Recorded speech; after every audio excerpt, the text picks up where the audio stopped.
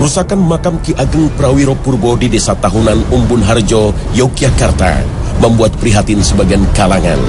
Makam yang sering diziarahi warga ini termasuk cagar budaya yang dilindungi undang-undang.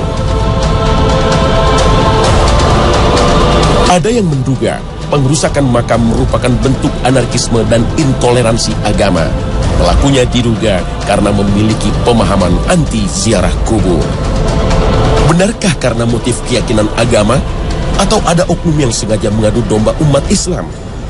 Namun konon ada kelompok yang bernama Wahabi yang anti ziarah kubur karena dianggap perbuatan syirik. Konon kelompok ini juga tak suka bersolawat, apalagi bertawassul. Bahkan mereka dituduh berkomplot dengan Zionisme untuk memecah belah umat Islam. Benarkah mereka pelakunya?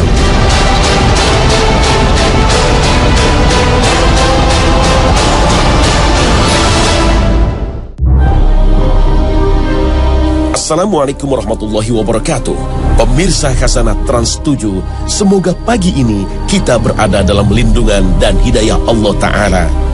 Khazanah, ensiklopedia Islam dunia, kembali menyapa pemirsa untuk saling berwasiat dalam kebenaran dan kesabaran. Mungkin tidak semua orang faham apa yang dimaksud Wahabi. Istilah Wahabi selalu disematkan kepada pemahaman para ulama Saudi, padahal mereka sendiri tidak pernah menamakan diri mereka sebagai kaum Wahabi. Berbahayakah Wahabi bagi umat Islam Indonesia? Kalau kita lihat, begitu banyak ulama Saudi yang hadir di tengah-tengah umat untuk memberi tausiah. Dan kita begitu menghormatinya, bahkan fatwa mereka sering dijadikan rujukan. Apakah karena berbeda faham, misalnya soal tawasul kepada ahli kubur, ngalap berkah pada para wali, atau berbagai tradisi seperti tahlilan, yasinan, atau mauludan dikelompokkan sebagai Wahabi? Wahabi selalu dituduh tidak toleran dengan masalah khilafiyah karena pemahamannya terhadap firman Allah Ta'ala. وَأَنَّ هَذَا صِرَاطِي مُسْتَبِعُوهُ وَلَا تَتَّبِعُوا السُّبُلَ فَتَفَرَّقَ بِكُمْ عَنْ سَبِيلِهِ ذَلِكُمْ وَصَّاكُمْ بِهِ لَعَلَّكُمْ تَتَّقُونَ. Tidak cukup itu, berbagai cerita menyeramkan beredar luas, misalnya menuduh Wahabi disamakan dengan Zionis. Isu ini pun dikhawatirkan akan membingungkan umat dan merusak ukhuwah Islamiyah. Untuk menguak kebenaran tentang Wahabi, mari kita simak berbagai versi sejarah yang melacak asal-muasal Wahabi. Wahabi dinisbatkan kepada seorang ulama asal Najd, Muhammad bin Abdul Wahhab, yang dalam dakwahnya mendapat dukungan dari pendiri kerajaan Arab Saudi, Abdul Aziz bin Saud. Namun hingga kini, sejarah Wahabi memicu banyak kontroversi dan penuh dengan stigma negatif. Seorang sejarawan, Ahmad Mansur Suryanegara, dalam bukunya Api Sejarah misalnya, mengkaitkan Wahabi dengan imperialisme dan kolonialisme Barat terhadap dunia Islam. Abdul Aziz bin Saud bersama Muhammad bin Abdul Wahhab berkolaborasi dengan kerajaan Protestan Anglikan Inggris untuk menggulingkan Raja Hussein dan putranya Raja Ali yang mengangkat dirinya sebagai khalifah setelah Sultan Turki Utsmani Abdul Majid diturunkan pada 3 Maret 1924. Raja Hussein mengklaim batas wilayah Arabia meliputi Palestina dan Syria sebagai wilayahnya. Sementara kerajaan Protestan Anglikan Inggris memilih mendukung Abdul Aziz bin Saud sebagai penguasa Saudi karena tidak mengklaim Palestina dan Syria sebagai wilayahnya, hingga memungkinkan berdirinya negara Israel sesudah Perang Dunia Kedua. Karena itulah, menurut buku ini, kerajaan Saudi dianggap sebagai pemberontak terhadap kekhalifahan Turki Utsmani. Pada tahun 1962, dirilis sebuah film berjudul Lawrence of Arabia yang menceritakan kisah seorang letnan dari pasukan Inggris, Thomas Edward Lawrence, yang berperan di balik berdirinya kerajaan Arab Saudi. Film yang konon diambil dari kisah nyata ini memicu kontroversi karena Lawrence membantu klan Saud untuk memerangi Khalifah Turki Utsmani dan mendirikan kerajaan Arab Saudi. Menurut sejarawan Inggris Martin Gilbert, Lawrence adalah seorang agen Zionis seperti dikutip Jerusalem Post edisi 22 Februari 2007. Sejarah pun mencatat runtuhnya kekhalifahan Turki Utsmani akibat infiltrasi Zionisme setelah Sultan Mahmud II menolak keinginan Theodor Herzl untuk menyerahkan Palestina ke bangsa Yahudi. Teori ini seolah-olah mendapat pembenaran jika kita lihat kerajaan Arab Saudi menjadi teman dekat Amerika Serikat.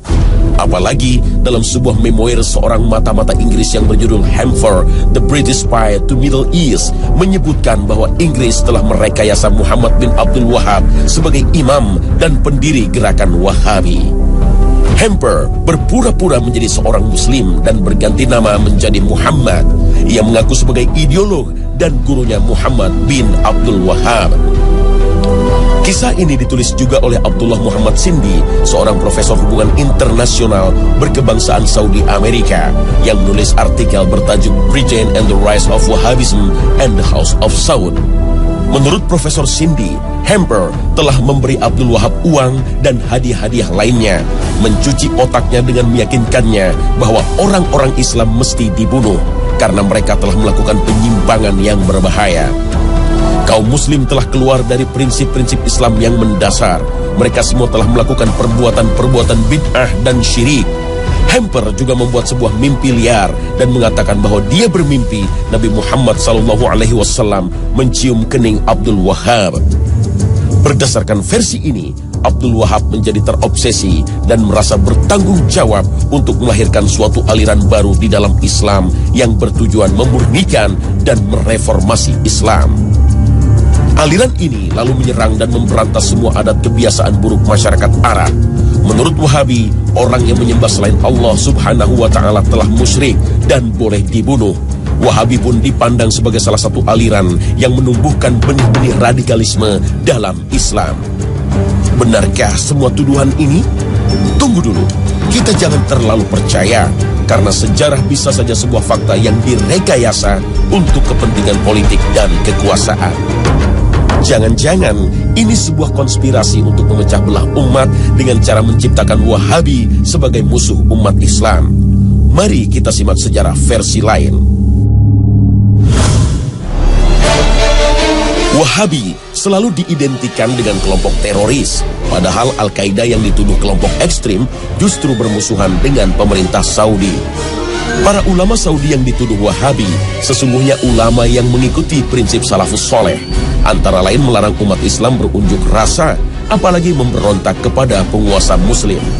Sejarah Wahabi dalam versi lain banyak diteliti oleh para ilmuwan seperti Hanif James Oliver dan Nathanael Delon Bass dari Georgetown University, Amerika Serikat. Istilah Wahabi bukan dinisbatkan kepada Muhammad bin Abdul Wahab, tetapi kepada Abdul Wahab bin Abdurrahman bin Rustum yang wafat pada tahun 2011 Hijriah. Sedangkan Muhammad bin Abdul Wahab lahir pada tahun 1151 Hijriah. Kelompok ini begitu ekstrim terhadap para ulama ahli sunnah yang ajarannya banyak menyimpang. Isu Wahabi sengaja digulirkan oleh para imperialis seperti Inggris dan Perancis. Bahkan di Indonesia, Imam Bonjol yang mengobarkan perang Padri dituduh sebagai Wahabi karena dakwahnya membongkar kebiasaan kaum adat. Karena itulah Wahabi diisukan sebagai kelompok sesat. Kalau begitu, siapa sesungguhnya Muhammad bin Abdul Wahab? Muhammad bin Abdul Wahab bin Sulaiman bin Ali bin Muhammad bin Ahmad bin Rashid bin Barra bin Musrif At-Tamimi lahir pada tahun 1694 Masehi di kota Uyainiyah yang masih masuk wilayah Najd sebelah barat kota Riyadh. Beliau banyak belajar fikih mazhab Hambali dan sangat tertarik mempelajari kitab-kitab Syekhul Islam Ibnu Taimiyah dan muridnya Ibnul Qayyim rahimahullah. Di Madinah, beliau berguru kepada Asy-Syaikh Abdullah bin Ibrahim bin Saif An-Najdi dan Asy-Syaikh Muhammad Hayah bin Ibrahim As-Sindi. Dalam dakwahnya, Muhammad bin Abdul Wahab sangat mementingkan masalah akidah yang lurus untuk membebaskan umat Islam dari syirik, bid'ah, dan khurafat. Pada saat itu, kuburan sahabat Nabi banyak dikeramatkan, diagungkan, bahkan dijadikan tempat untuk meminta-minta. Karena dakwah inilah, beliau selalu menjadi sasaran pembunuhan. Meskipun sempat terusir dari kawasan Uyainiyah, Syekh Muhammad bin Abdul Wahab tak pernah berhenti untuk berdakwah. Pada masa itu, pada abad 12 Hijriah atau abad 17 Masehi, kehidupan politik di Jazirah Arab berada dalam kekacauan. Perebutan kekuasaan sering terjadi di antara para kabilah, sementara kekuasaan Khalifah Turki Utsmani makin melemah setelah Perang Dunia Kedua. Para penguasa yang hidup saat itu menindas rakyat dengan upeti. Karena itulah mereka sangat terganggu dengan dakwah ulama yang berani dan lurus, termasuk yang dilakukan Syekh Muhammad bin Abdul Wahab. Dari sisi agama, kehidupan umat Islam banyak yang menyimpang dari ajaran Islam. Merebaknya praktek kesyirikan menjadi tantangan yang berat bagi para ulama. Beruntung, dakwah Muhammad bin Abdul Wahab mendapat dukungan Abdul Aziz bin Saud, pendiri kerajaan Saudi, hingga mampu memberantas kesyirikan dan menegakkan ajaran tauhid. Namun di sisi lain, ada penyeragaman pemahaman keagamaan, baik dari sisi akidah maupun fikih yang hanya mengikuti mazhab Hambali. Karena itulah memicu resistensi dari sebagian ulama yang berbeda faham. Fitnah atau bencana yang menimpa umat Islam sudah diisyaratkan oleh Rasulullah SAW dari Abdullah bin Umar. Nabi berdiri di samping mimbar dan bersabda, "Fitnah di sini dari arah munculnya tanduk setan atau tanduk matahari." Hadis riwayat Bukhari Muslim. Yang dimaksud tanduk setan berada di sebelah timur Madinah, yaitu Najd. Secara bahasa, Najd adalah dataran tinggi, yaitu kawasan yang berada di Irak dan sekitarnya. Tapi ada yang mengartikan Najd adalah tempat kelahiran Syekh Muhammad bin Abdul Wahab dari Bani Tamim yang dituduh membawa bencana perpecahan pada umat Islam. Namun sejatinya dalam berbagai hadis Rasulullah SAW menyatakan bahwa Bani Tamim merupakan keturunan Nabi Ismail yang dicintai oleh Rasulullah. Diriwayatkan dari Abu Hurairah, dia berkata, "Saya akan senantiasa mencintai Bani Tamim karena 3 hal yang pernah saya mendengar dari Rasulullah tentang mereka. Pertama, saya pernah mendengar Rasulullah SAW bersabda, 'Mereka, Bani Tamim, adalah umatku yang paling gigih melawan Dajjal.' Kedua, ada seorang tawanan perempuan dari Bani Tamim di rumah Aisyah. Kemudian Rasulullah bersabda, 'Hai Aisyah, bebaskanlah ia karena ia adalah keturunan Ismail.' Ketiga, Rasulullah SAW pernah bersabda ketika ada zakat dari Bani Tamim, 'Ini adalah zakat kaum kami.' Hadis riwayat Bukhari. Namun, dalam hadis lain Rasulullah juga menyatakan dari kalangan Bani Tamim akan muncul kelompok yang membawa bencana bagi umat Islam. Kelompok ini disebut Khawarij, yang mudah mengkafirkan kaum muslim, bahkan tidak segan membunuhnya karena berbeda faham. Diriwayatkan dari Abu Sa'id Al-Khudri radhiyallahu anhu berkata, ketika kami sedang bersama Rasulullah SAW yang sedang membagi-bagikan pembagian harta, datang Zulhuwaisyrah, seorang laki-laki dari Bani Tamim, lalu berkata, "Wahai Rasulullah, tolong engkau berlaku adil." Maka beliau berkata, "Celaka kamu, siapa yang bisa berbuat adil kalau aku saja tidak bisa berbuat adil? Sungguh kamu telah mengalami keburukan dan kerugian jika aku tidak berbuat adil." Kemudian Umar berkata, "Wahai Rasulullah, izinkan aku untuk memenggal batang lehernya." Beliau berkata, "Biarkanlah dia, karena dia nanti akan memiliki teman-teman yang salah seorang dari kalian memandang remeh solatnya dibanding salat mereka, puasanya dibanding puasa mereka. Mereka membaca Al-Quran, namun tidak sampai ke tenggorokan mereka. Mereka keluar dari agama seperti melesatnya anak panah dari target, hewan buruan." Sebagai seorang muslim, kita harus hati-hati dengan berbagai tuduhan ini, akan memicu perpecahan umat. Allah Ta'ala berfirman, "Ya ayyuhalladzina amanu in ja'akum fasiqun binaba'in فتبينوا أن تصيبوا قوما بجهالة فتصبحوا نادمين. Untuk memahami pemikiran Syekh Muhammad bin Abdul Wahab tidaklah sulit. Berbagai buku karyanya bisa dijadikan rujukan hingga kita tidak mudah terbawa isu negatif.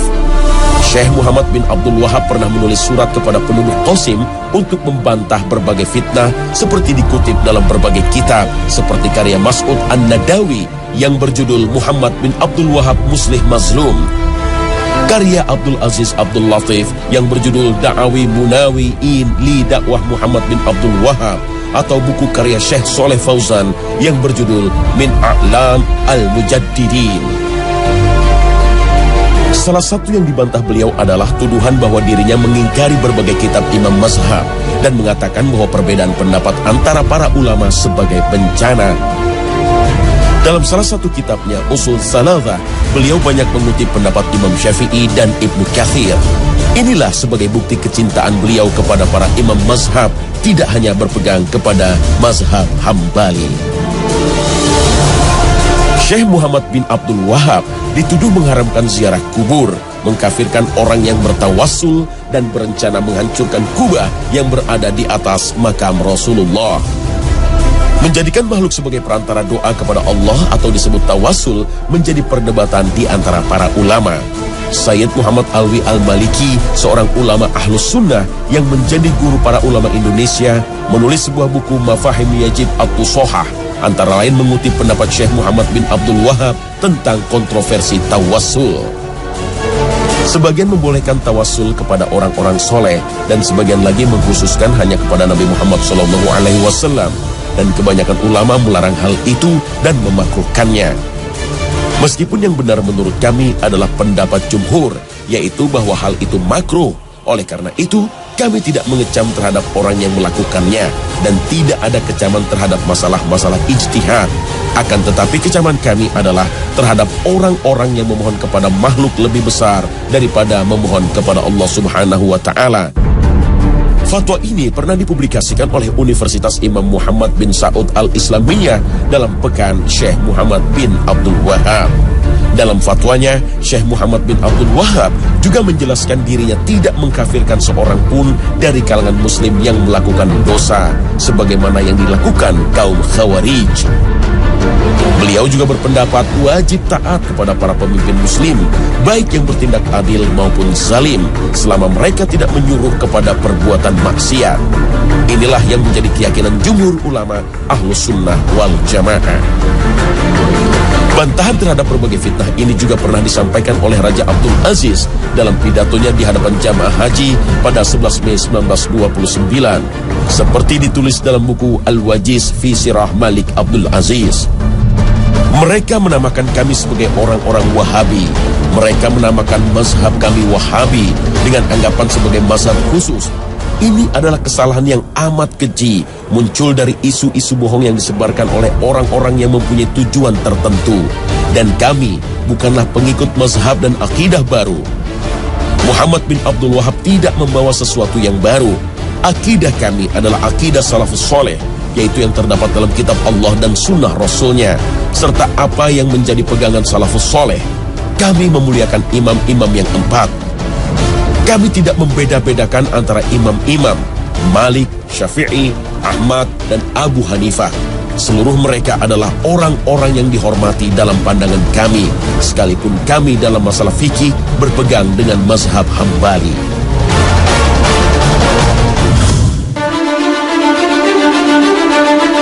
Istilah Wahabi bukanlah hal baru.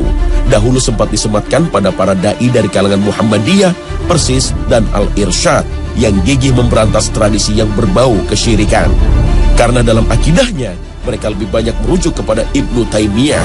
Misalnya tidak mengenal takwil untuk mengartikan tangan atau singgasana Allah. Namun, zat dan sifatnya tidak bisa disamakan dengan tangan manusia atau singgasana raja. Gerakan Muhammadiyah, Persis, dan Al-Irsyad banyak terinspirasi dengan doktrin Muhammad Abduh yang menyuarakan gerakan tajdid atau pembaharuan Islam. Muhammad Abduh mengajak umat Islam meninggalkan praktek tarekat dan tidak lagi terikat dalam pendapat imam mazhab. Kemudian umat Islam harus merumuskan kembali doktrin Islam sesuai dengan perkembangan zaman. Gagasan ini mendapat penolakan dari Hadratus Syekh Hashim Asy'ari, pendiri Nahdlatul Ulama. Untuk memahami Al-Quran dan Sunnah Nabi tidak mungkin utuh tanpa mempelajari pendapat para ulama salaf, terutama para imam mazhab. Hasyim Asy'ari pun berpendapat tidak semua tradisi keagamaan dianggap menyimpang dari syariat Islam. Perbedaan faham ini sempat menyulut konflik sosial. Namun, seiring makin bijaknya para ulama, mereka tidak lagi mempersoalkan masalah khilafiyah. Jika masih ada dai-dai yang bersikap ekstrim, sudah selayaknya kita menasihatinya dengan bijaksana, bukan melawannya dengan berbagai tuduhan keji. Doktrin Kiai Hasyim Asy'ari sebenarnya seirama dengan pemahaman kaum salaf yang berusaha memahami ajaran Islam dengan merujuk pada Al-Quran dan Sunnah, berdasarkan pemahaman salafus sholih, yaitu 3 generasi awal, para sahabat, tabi'in, dan tabi'ut tabi'in, sebagaimana sabda Nabi bahwa mereka adalah generasi terbaik. Namun gerakan salaf yang berkembang di Indonesia mendapat stigma negatif sebagai kaum Wahabi. Mereka dituduh tidak bisa berkompromi dengan masalah bid'ah dan tradisi keagamaan yang tidak pernah dicontohkan oleh generasi salafus soleh. Baik kaum Salafi, Nahdlatul Ulama, Muhammadiyah ataupun Persis sejatinya mengaku sebagai kaum Sunni atau Ahlus Sunnah wal Jamaah. Menurut Imam Ibnu Jauzi, tidak diragukan lagi orang yang mengikuti sunnah Rasulullah SAW dan para sahabatnya adalah Ahlus Sunnah. Sedangkan yang dimaksud wal Jamaah adalah mereka yang bersatu di atas kebenaran dengan mengikuti pemahaman para sahabat, tabi'in, dan orang-orang yang mengikuti mereka. Perbedaan faham di antara para ulama tidak seharusnya merusak ukhuwah Islamiyah. Imam Malik rahimahullah berkata, percekcokan dan perdebatan dalam ilmu itu menghilangkan cahaya ilmu dari hati seorang hamba. Sementara Imam Asy-Syafi'i rahimahullah berkata, percekcokan dalam agama itu mengeraskan hati dan menanamkan kedengkian yang sangat.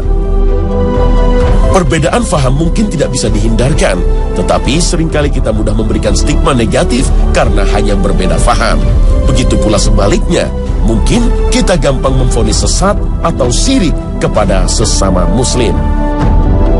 Al-Quran telah memberi panduan untuk orang-orang beriman agar menjauhi pertengkaran dengan kata-kata yang melukai saudara kita. Allah Ta'ala berfirman, dan katakanlah kepada hamba-hambaku, hendaklah mereka mengucapkan perkataan yang lebih baik. Benar, sesungguhnya setan itu menimbulkan perselisihan di antara mereka. Sesungguhnya setan itu adalah musuh yang nyata bagi manusia. Al-Quran, Surah Al-Isra, ayat 53.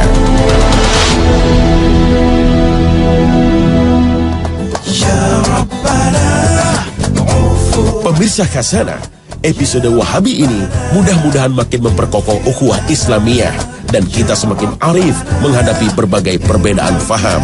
Perbedaan pendapat para ulama sejatinya makin memperkaya Khazanah, menemukan kebenaran yang bersumber dari Al-Quran dan Sunnah Nabi, dan kita tidak lagi terikat dalam fanatisme yang membahayakan persatuan umat.